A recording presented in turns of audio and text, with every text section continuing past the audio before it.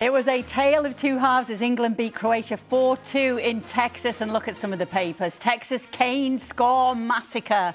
You've got to love the British tabloids. Bells and whistles, England's entertainers, and Rawsome. Harry, Jude and Marcus giving 3 Lions the ideal start, 4-2.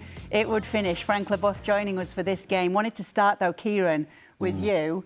Something you said yesterday on last night's show. Where would we be without Harry Kane?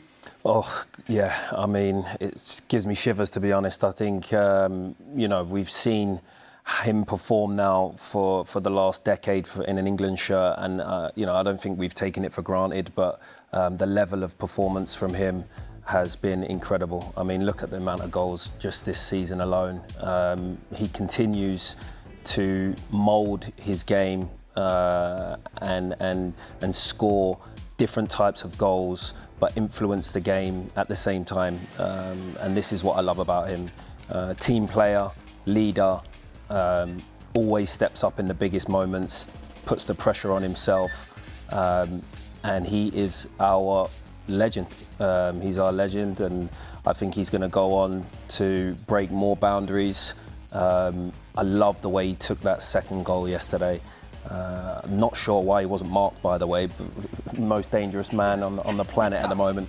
But yeah, no, just really happy to see him still delivering in an England shirt, and I think there's a lot more to come from him this tournament. He literally leads from the front, Nedum. Well, from that heat map, just leads from everywhere. That's true as well. You actually don't know where he's going to be. Yeah, you don't. And I think, obviously, those... You know he's going to be in the right place at the right time, You know he's going to be though. in the right place at the right time. And in fairness, for the set-piece goal, that was set up for him. I think there were parts of the game where he did play well, but I think, for me, obviously he's an icon, but I love the sort of support and cast around it and how it sort of complements him. I think the Jude Bellingham goal, for example, comes because they don't have...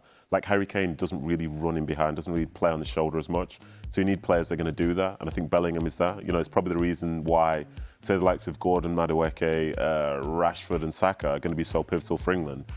But then to talk about negatives, he's probably the reason why, say, Cole Palmer and Phil Foden aren't in there, because they're more traditional number 10s. But his goal record is incredible. It's absolutely incredible. And I think when he roams, he can have huge impact. I thought at times yesterday he probably went a bit too deep when he was going in to sort of get the ball from the centre-halves.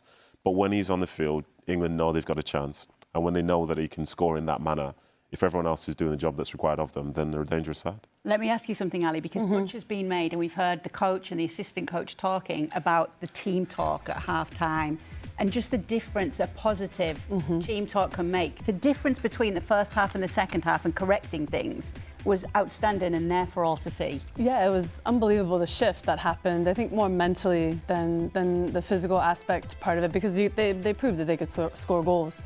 But I think that mental shift in the game of, okay, let's play with a little bit more freedom. Let's be a little bit more decisive. Let's just go out and play our game and not stress about, I think Tuchel had said this as well, about protecting something and not being able to play free and just play the way that we want to play. And I think that going back to Harry Kane, I think he's playing now a little bit unpredictable. He is coming back a little bit deeper, but then that allows, the other attacking players that space to run in behind and to play free up top, which created, I think, a few more opportunities.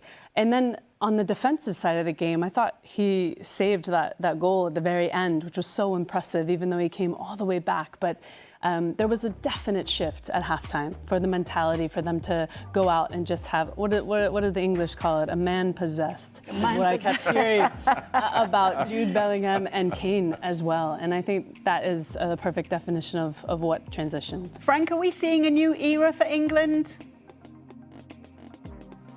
Well, he already is. I mean, the Prince Harry, they already called him, or very soon the King Harry, is a real model. And yeah, he's a huge star. I mean, Ali said he's unpredictable, but everything that he does is very thoughtful. He's a very intelligent guy playing the football the way he thinks the football. So sacrificing for the teammate, but being selfish at the right time, at the right moment, being very clever on his runs and on his moves, on the passes that he made in the first half. And he tried to pass to Madueke that he almost went through. That was a piece of diamonds for me. Everything he does, and on top of it, if the Croatian, they leave him alone on the second goal with the header, it goes easier for him. But what a model. He's a real model for everybody, how to behave on the field, how to work hard, and how to be successful. So that was the most entertaining game for me so far.